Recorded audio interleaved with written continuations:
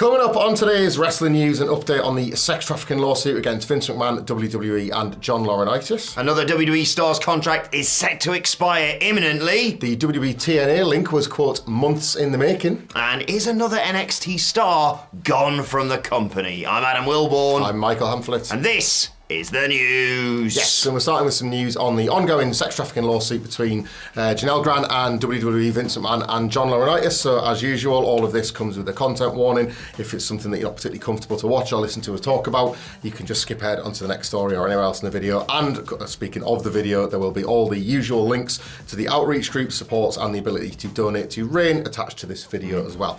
All right, with that sort of out of the way, it's a relatively short update on it today, but it's potentially quite a significant one. Janel Grant's obviously ongoing lawsuit against WWE, McMahon and Laurinaitis has been put on pause per a request from the United States attorneys from the Southern District of New York, who are conducting their own non-public investigation into McMahon. This news came direct from Ann Callis. She's Janel Grant's attorney, of course, and she said, quote, Miss Grant has consented to a request from the US Attorney of the Southern District of New York to stay her case against Mr. McMahon, WWE and Mr. Laurinaitis pursuant to a pending non-public investigation. We will cooperate with all appropriate next steps. Jessica Rosenberg, the attorney for Vince McMahon, also added, we remain confident the evidence will prove Miss Grant's allegations are false and her complaint is nothing more than a fabricated, vindictive narrative from a disgruntled former girlfriend, which is pretty much the stance they've had for a while now.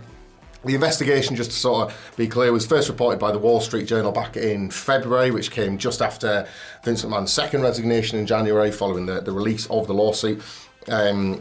That was broken by the Wall Street Journal, who of course have broken most of these stories. Per WrestleNomics as well, after Brandon Thurston wrote the story up, a spokesperson for the Southern District of New York declined to comment on the new filings.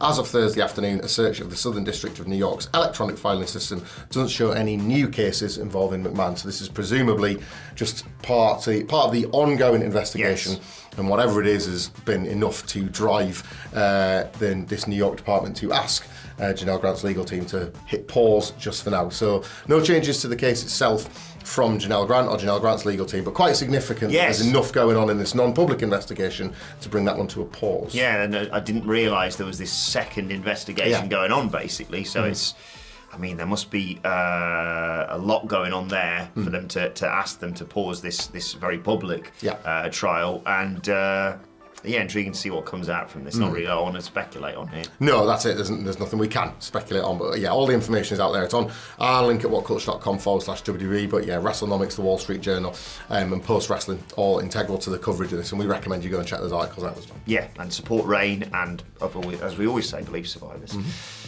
Right, let's move on and talk about another WWE Stars contract that could be expiring imminently. We've had loads of talk about this over recent months, the likes of Drew McIntyre, Becky Lynch, whose contract expires this weekend, I believe. Yeah. And now Chad Gable is the latest person who could be seeing his contract end next week, apparently. On Wednesday, word within the wrestling industry was that Chad Gable's WWE contract is set to expire late next week. This comes from Fightful Select, by the way. No deal has been reached as of now, and if he reaches free agencies, he's expected, obviously, to get interest across the industry. WWE, understandably, keen to re-sign him. The deal is set to expire, if you want a specific day, next Friday, based on the information that Fightful had been given.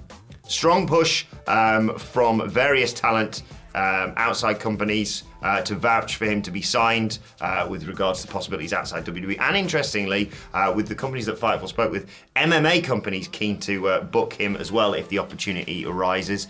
I think I'm going to file Chad Gable as yet another WWE star that shouldn't be let go of, obviously. WWE are clearly keen to sign, and I sense he is probably going to stick around. Yeah. They are just haggling over the final details, the final number perhaps, because, I mean, if this had happened 5 years ago, you could have thought, as talented as he is, they just will never utilise him in the way that they should. Yeah. But now, especially with the storyline he's got going on right now with Alpha Academy and of course Sami Zayn and the IC title, you sense it's an obvious thing to do to re-sign him. But they didn't do it with Drew because The Rock gave him a sword. They could do the Summer of Gable. The Summer of Gable, yeah. I think there's two stories going on here. And one is the one you've just diligently reported there, and certainly the one that is out there at the moment, that there's a figure like Chad Gable heavily involved in a storyline, as have several other wrestlers recently, whose contracts are somehow still not signed, sealed and delivered, as they would have been, previously, like a year in advance or something. Yeah. There certainly feels like a more common thing happening within WWE post the TKO merger, whether or not that's a business practice we're witnessing, sort of regardless of where somebody's at on television, to the point where Chad Gable is as in the weeds with the story as ever been. To your point about Drew McIntyre, it would almost be better if we hadn't known he'd signed that contract. So contract speculation is something that is now so open and out there that it potentially benefits the story that you're seeing on television because of how it does spice it up and how it does add intrigue. That's story number one, and I'm with you. I fully expect Chad Gable to re-sign. Story number two is something that we were kind of like speculating over the desks about just before we came in, is that because this is such an interesting story, because this is so spicy and people care as much about contracts as they do about real life character twists and turns on television, in relation to the first story we've just reported here on this news video, is it something that potentially dominates the conversation from a PR point of view and thus moves it away from other things going on in the company? Perhaps. Official company business, this is like kind of fairly traditional PR spin, is to have what's going to be the headline that's going to take the conversation away. Yeah. We've seen this as as sort of an ongoing practice from WWE and big business going back years and years and years. And Chad Gable is certainly a figure right now that is quite useful to WWE to just bring up. He's not on the books yet. Like, people are going to panic about Raw. They're going to be speculating about, like, again, an MMA run. AEW could be in the conversation. We've only just got off the back of the Becky Lynch speculation. It's interesting that this does feel like a conversation we're having a lot. And when these conversations come up a lot, it's then you can sort of be like, well, that's a question. Yeah. I also have a theory around this that has formulated in the few minutes since I read this story, which is they're going to lean into this on Raw next week. They're going to have Chad Gable say, give me one more shot at the IC title, Sami Zayn. And Sami Zayn being like, why would I do that? You're a knobhead. And you've been horrible to these three people. And Chad Gable's like, okay, well, give me the show to think about it. And he's going to suddenly realise, oh, this could be my last Monday Night Raw. If I'm going out with a bang, and that's when he finally aligns with the Creed brothers and kicks those losers, who I really like, by the way, kicks those losers to the curb. Yeah, we are waiting for that turn and new stable at this point. Yeah. They're going to kick ass. Like, what if Otis is like, why should I listen to you? You might not be here next week. And he's like, okay, want to play like that, do you? Brutus just has the contract in his arm and he does a Brutus ball into Otis and then hands over the contract. I really love the Brutus ball. I love the Creed brothers, and I'm hoping, because they've been losing a fair bit recently and they've missed out on big title opportunities, I hope this is the catalyst for them, because we've been huge fan of theirs from their time in NXT. And look, if all of this is just completely a shoot and they really are stuck at the negotiation point, fair play to Chad Gable, because he knows it's in an answer that people care enough about these values. He'll be absolutely fine whatever happens. Would also be funny if he signed with the UFC. He's been bye guys. Undervalued. The next door to it. Just the next office along. Yeah. He's been undervalued by that company forever for all the people he's helped get over. So if he gets more money out of this, all the better for Chad Gable as well. Yes. There is a name on that contract, but that name reads Shorty G. Here, if WWE was stupid enough to let him to go to UFC, obviously they'll at least make profit under the TKO umbrella. But somewhere else Gable could potentially go could be TNA. We're not saying that's going to happen. But the relationship between TNA and WWE that was sort of revealed itself a little bit more on NXT this week through Jordan Grace has been, quote, months in the making. Yes! This is per WrestleVotes. He said, quote, while the exact details of the deal are unknown as they should be, I'm told the partnership between WWE and TNA has been months in the making. WWE loved the feedback and energy from Jordan Grace's Royal Rumble appearance, and we're eager to use her again. It goes on to say there are tentative plans for additional superstars to make crossover appearances. The fact that it's been superstars suggests that this is very much a WWE source. Superstar appearances in due time. Both companies understand that a slow, thoughtful approach is the best way forward in the beginning stages. So yeah, what we saw on NXT, of course, with Jordan Grace arriving not just to work Roxanne Perez as a one-off at Battleground. Excuse me, where are my manners? I've already forgotten the name of that show. What show? NXT Battleground. You're grounded! Battleground! You're a winner! Ding, ding, ding, ding, ding. But in fact, to work this upcoming week's edition of NXT in a singles match to get herself ready against the former streamer Stevie Turner.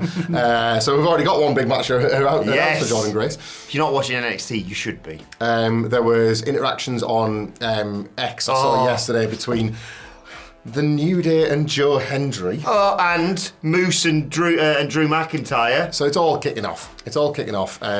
Xavier Woods said he wants to do a song with Joe Hendry. He did. Don't tease me with that, okay? Clash of the Castle's right there. Do it. What was I going to say? Oh yeah, and obviously sort of with, at this point, like AEW have made Forbidden Door an annual event and they've kind of normalised their relationship with New Japan to the point that it can benefit. This is better Forbidden Door. CMLL have been added to that one. So this for WWE and TNA is an opportunity sort of like to, do the thing that should have been happening all along before WWE slammed a million doors in other companies' faces for decades, basically. Yeah, and it's going to be interesting to see which WWE talents hopefully go in the other direction, because I hope it's not just a feeder league, as we've mentioned before on the podcast, for NXT. But if they are going to cherry pick some talent from TNA, we talked about Chris Bay, another friend of the channel, lovely bloke, brilliant tag team wrestler who teased a tag team match in NXT off the back of this.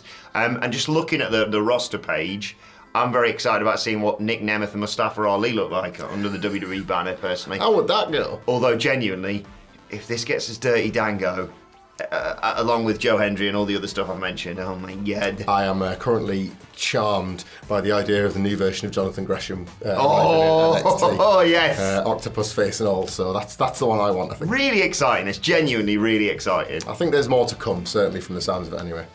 Tell you what, there's more to come from. Speaking of stars of NXT as well. I like this. Brooks Jensen.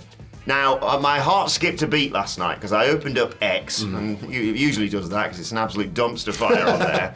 And I saw one half of the former NXT Tag Team Champions, Briggs and Jensen. Brooks Jensen, of course, son of Bull Buchanan. Yeah. Give you love.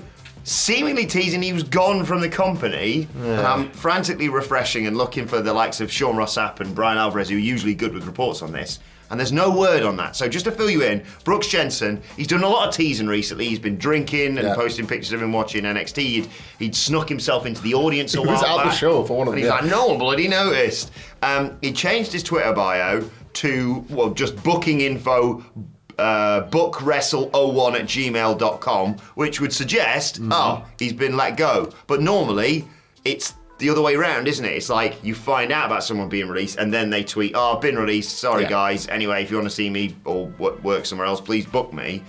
No word on this, so I'm not completely dismissing the fact that he could be let go, which would be a really dumb move in my opinion by WWE. But it could also be a work, and by God, I would love it if it was. Mainly because it means he's sticking around. He'd also tweeted, by the way, I remember when I used to do this in NXT, seemingly suggesting he was gone, talking about the Performance Center, saying when I used to train at the Performance Center, there was one guy I could always go to seek advice from, and that was Steve Corino. He also responded to a tweet by Dave Meltzer saying, why did they split up Jensen, Briggs, and Fallon Henley, of course, they were a bit of a trio, and he said, Meltzer said Jensen had disappeared off the face of the earth, and Jensen wrote, you can talk about it on my dark side of the ring. He last appeared on NXT on March 12th, losing in a match against NXT North American champion Obafemi. I really, really, really hope this is a work. Big sentimental favourite on the NXT podcast, wherever you get your podcast from, when we preview and review that show with love in our hearts, I think. And Brooks Jensen's been one of them characters of this 2.0 era, along with Josh Briggs and Fallon Henley, as an act that we came to really enjoy. And as a result, that's why we're coming at this, having tracked his social media activity the past several weeks. This feels like the moment that this whole he's been basically tweeting that he's been like just sitting in the house drinking all day or going to shows or driving around or whatever, and this feels like the apex for all of that, doesn't it? Yeah, Briggs has gone off, by the way, and had title matches. He obviously featured at Stand Deliver Fallon Henley's in the ladder match at Battleground. Brooks Jensen's kind of lost his way. There's been this at this point, this is where all of this has picked up traction and made people go backwards and look to see if it's a story. We're careful how we're reporting this, because if it is somebody genuinely being released, you sort of don't want to make light of that. But again, if it's an angle, he's spotting the trends that you get when people do get released and trying to bounce off that. So yes, we will see, I guess, over the next few weeks, it will reveal itself exactly just how released Brooks Jensen is. And if he is, obviously, all the best of Brooks Jensen as he sort of navigates the indies and whatnot. And try knocking on TNA's door if that's the case. Yeah. Maybe do that anyway. Like That as would be part clever. of, as part of, just to make it appear as if he's been released, but now it's in fact part of the working relationship. That could be one of the first steps in which they use that to their advantage. Big fan of TNA, isn't he, Brooks Jensen? Yeah, he is. TNA's not such Horny a big... dog. It's not previously been such a big fan of him. Right, let's move on to your Twitter questions. At What Culture WWE, of course, if you want to get in touch with us on X. First question today is directed at me, but you can chip in on this as well. It's from Samsock. Thank you, Samsock. Connor, I should say. Who says... Adam Wilborn, is being best friends with MJF going to challenge your integrity as the last real wrestling journalist? It's a great question, that, Connor, and thank you for asking it. I understand why people might think that, and I know there's a lot of, hang on one second, journalists in the game that use their relationships with talents and maybe report stuff that they've just been fed, basically. But I'd like to reassure everyone that my journalism career always comes first. I'm the only one you've got, guys, okay? No one else told you about CM Punk coming back at Survivor Series. Everyone else, I put my reputation on the line, and I absolutely nailed it. And you know what? I've never been wrong with any of the predictions I've made. So, despite my endearing best friendship with MJF, journalism comes first. Never forget that. I couldn't agree more. Like, it's nice to hear you speak so confidently on that, because every day now we encounter compromised media. Like, I've been thinking about this probably for about a year now. I was thinking about it when I was sat having a drink at the beautiful Oyo Hotel and Casino, Las Vegas, Nevada. And I just think it's nice to have some integrity back in the game. Yes. Don't worry. I always put you first. Aaron Vaughan gives us our second question of the day. Thank you for your question, Aaron. It says, do you have an opinion on why wrestling as a whole seems to be completely against the idea of any champion losing at any time? Is it because the IWC always acts like any loss, even when it's not a title change, is burying your champion? I remember when champs took losses. I like the status of most titles in wrestling at the moment, and I think some of that must be down to a gradual rebuilding of the prestige of the belts. In WWE especially, AEW has too many titles, but they, at the very least at the top end of that, take them seriously. Like the world titles, the sort of each division's top title feels like a prize that the wrestlers want to fight for. I think fans are smart enough to see through, oh my God, he just pinned the champion. If that happens on Sunday, there'll be a new champion. I don't think there's a problem with champions not losing enough. I think the contenders match, as they call it in AEW, the eliminator match, as they call it in WWE, are being overplayed because champions win those a lot. And Why did Mox beat Takeshita at Double or Nothing? Like, it's one example, but there are loads, and it becomes exhausting to think, oh, well, like, is this the week that like somebody's gonna get that win and thus earn that title shot? I think that, like, if that is maybe, that sort of question is maybe a reflection that we're getting that is no longer really a device. Like it used to be, that it was being overused. You would see champions lose too much. I remember Rey Mysterio when he was World Heavyweight Champion, lose every bloody week. Tag team champions would get knocked about all the time. That was a catalyst for some people leaving, if I remember right. It certainly might have been. So I think it's just a matter of maybe that device, the eliminator, the contenders match, probably being overused. We feel like we're seeing champions winning matches where there's not even any stakes attached. Yeah, you've got to keep them strong though. Whilst I do agree with Aaron that maybe champions could lose a little bit more. Like I say, I thought Mox was nailed on to lose against, because it's like, well, he loses and you go, title match, and then he obviously wins that one. Whether you do that for Forbidden Door or whether New Japan are like, we kind of want one of our guys in there. Politically, it's not their belt, is it? So it's like, it's but tricky. I don't know. But then again, as much as I agree, as I say with Aaron, like, the feeling when Roman Reigns got pinned at Money in the Bank, I know it was a tag match, you were like, Jesus! So there's an argument to be made in the opposite direction, and obviously having people like Gunther have these epic title reigns just, makes the title switch so much bigger. Yeah. So, I think that would have been weakened if he'd been pinned 3 weeks ago on Raw or whatever. The flip side of this just isn't worth thinking about. That's going back to the sort of 2010s where kind of nobody was getting over. Even if you had a belt, it was just irrelevant and all that sort of thing. So don't want to go back to the dark days of just anybody getting pinned all the time. I think the balance is about right, but I am feeling contender match exhaustion. Like, champions just always win them. Just don't book them. Yeah. Don't book them if you're going to have the champion go over and over and over again. Yeah. Final question today, and probably the hardest question of all, actually, comes from Mark Solid. Thank you, Mark, as always, for your question. Mark says, morning, gorgeous gents. Thoughts on what wrestlers are different Mountain Dew flavours? Mark, I've never sort of given this any thought, really, so I have to sort of go off the top of my head. By the way, He's got a thing on his phone with them all written. while I'm talking about soft drinks, I want to give a shout out to Ross, who I met in Burger King just outside Sunderland as me and my wife were enjoying a child-free treat for our tea. Oh. Ross came over and said hello and says he watches the news with his lunch. So I hope you're having your lunch Hi, today. Ross. And I can recommend any of these cans if you need a drink to go with your dinner. So it was really nice to meet you, Ross. And if you want, us to really do a proper taste test, feel free to send them to the office. You know where our address is. And if not that, just send us the money. Shove it in an envelope, put my name on it, posted it away. Don't send money to the office, don't give prime to your kids. Or, do what you want. He was talking about a lot of amazing family occasions he's got coming up this year. So there might be a lot of prime, or there might be a lot of $2 beers, which you can get from the beautiful Hotel and Casino, Las Vegas, Nevada.